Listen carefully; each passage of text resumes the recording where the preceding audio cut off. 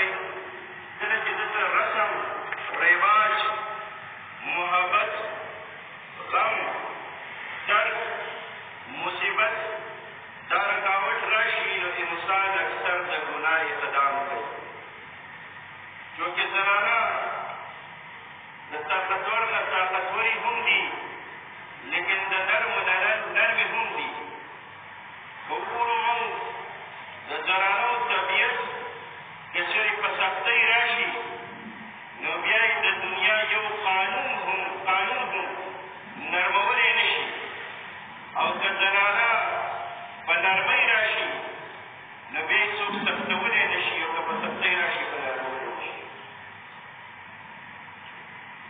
ما قبل امتونو کې وګورئ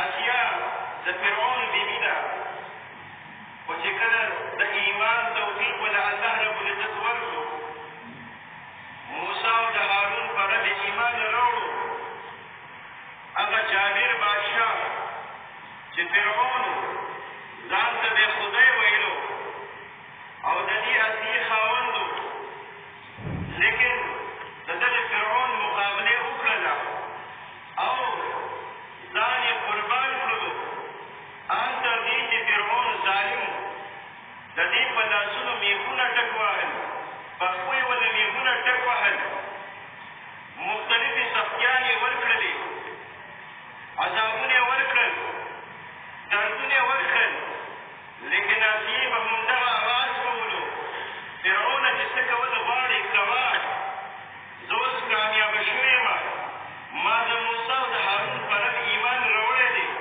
دا د سختو نه سخته وه بل وګورئ زموږ د دې امت لومړۍ قرباني هغه هم زنانو ورکړې ده سمیه رضی الله تعالی عنها کله چې الله رب العزت ولې د ایمان شرف ورکړو او ایمان یې راوړلو حالانکې دا د ابوجهل وینځه وه او ابوجهل ته چې کله پته ولګېدله چې سمیه رضی الله تعالی عنها ایمان راوړی دی دې ابوجهل مختلف تکلیفونه ورکړل په ګرمو شګو به یې سملوله د پاسه به یې ګرم غټ کاڼي کېښودل لیکن بیا به سمیه رضی الله تعالی عنها هغې د الله د توحید اعلان کولو احد اعلان به یې کولو ان تر دې چې سمیه رضی الله تعالی عنها دې ابوجهل ملعون داسې سزا یې ونه ورکړله چې ښی لاس ښی خوا ګس لاس او ګس خوا دا یې په دوو اوښانو پسې وتړل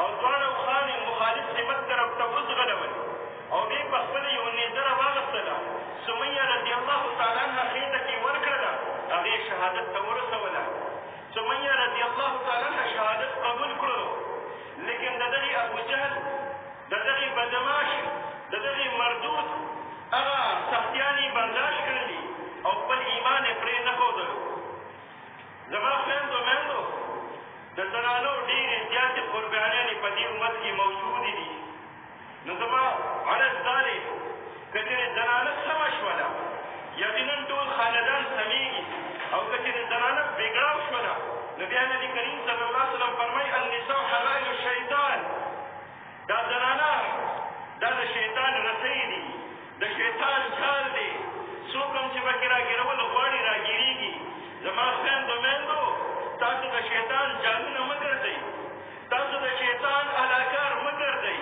تاسو د رحمان علاکار وګرځئ تاسو د رحمان طرف ته بلل شروع کړئ تاسو جنت طرف ته بلل شروع کړئ مه وېرېږئ د سختو نه سختیانې به څومره سختیانې تاسو ته ورسي د اسیې رضي الله تعالی عنها نه ډېرې سختیانې نه رسي د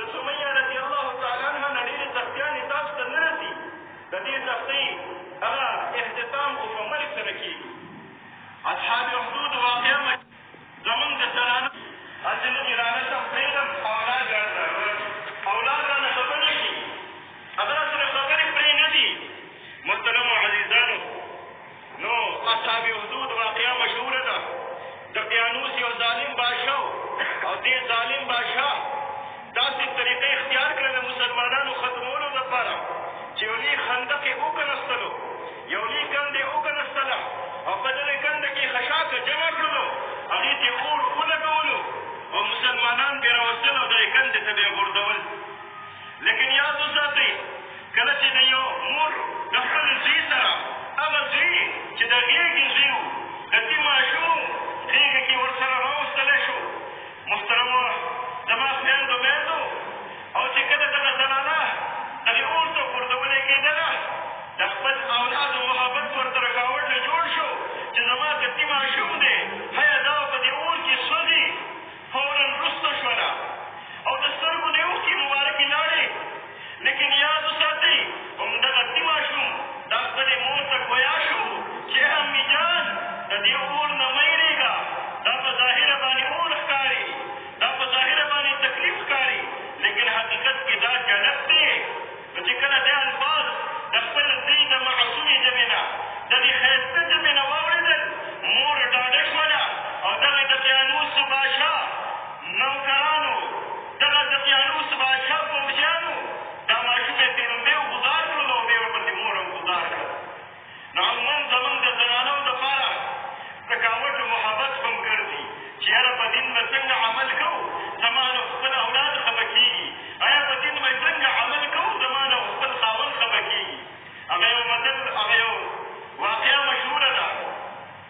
یو زنانه به خپل خاوند د سهار لمونځ دپاره وختي پاڅو چې پاڅه سهار لمونځ وکړه. هغه ځوان هغه زلمې هغه خاوند به پاڅېد لمونځ بیا وکړلو. خو چې کله دې ښځې ډېر اصرار شروع کړلو هر سهار به یې وختي پاڅو چې پاڅه لمونځ وکړه. نو به هر چا سره مشوره وکړله. نو چا یو پوه کس ورته وویل، یو شهرتي کس ورته وویل چې دا زنانه په دې خبره ډېر خفه کېږي، خو چې کله سهار تا راپاڅئ نو ته ورته دا الفاظ ووایه بیا به آینده تا نه راپاڅئ. دا قاعده یې ورته وښودله، دا طریقه یې ورته وښودله چې کله سهار شو ښځه راله وایي پاڅه سهار لمونځ ته نه پاڅېدو. اوږدې یې راوړې په مخ یې ورته تېر کړه چې پاڅه کړه.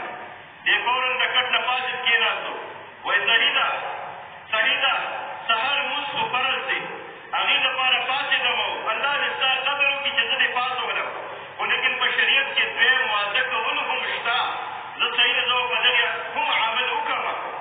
فورا ښځه رسته شوه او وایي سمله سمله اوږده شه بس مه پاڅه خیر دی لمونځ قضا هم کېږي قضا به یې وکړي. اوس وګورئ دې وخت کې دا ویرېدله صرف د دې نه چې خاوند ورله دمکي ورکړله. خاوند ورته صرف دا اظهار وکړلو چې دویم واده هم شریعت کې شته، لحاظ زه به دویم واده کوشش هم کوم دې باندې به عمل کوم. اوس دا الفاظ په ښځې باندې ډېر درانه ولګېدل. ښایي د صحابیاتو واقعات وګورئ ودونه خو ډېر کمه خبره ده. صحابیاتو په خپله ودونه کول خپلو خاوندانو له دا خو ډېره کمه خبره ده. هغه صحابیات چې زوی ورته مړ دی زوی مړ دی لیکن خاوند یې د سفر نه راځي، خاوند نه خبري چې زما زوی مړ شوی دی. هیا ته سفر نه رالې او فورا په ځان راکېږي چې هی زوی ولاړې مړ شو وفات شو ته خوشحالېږې کې ته عیش عشرت کې ته دا کې ته دا کې. نه نه هغه صحابیه وه خاوند ته اظهار ونه کړلو او د خاوند مطالبې پوره کړله. دا ډو اظهار یې ونه کړلو چې زما زوی مړ دی زه د غم په حالت کې یم. دې ته وایي صحابیات. زما خویندو میندو محبت د الله دپاره کوئ ځکه نبي کریم صلی الله علیه وسلم فرمایي الحب لله، محبت د الله دپاره، البغض لله. چا سره بغض هم کوئ د الله دپاره او دغه شان چا له څه ورکوئ د الله دپاره، چا له څه منع کوئ د الله دپاره.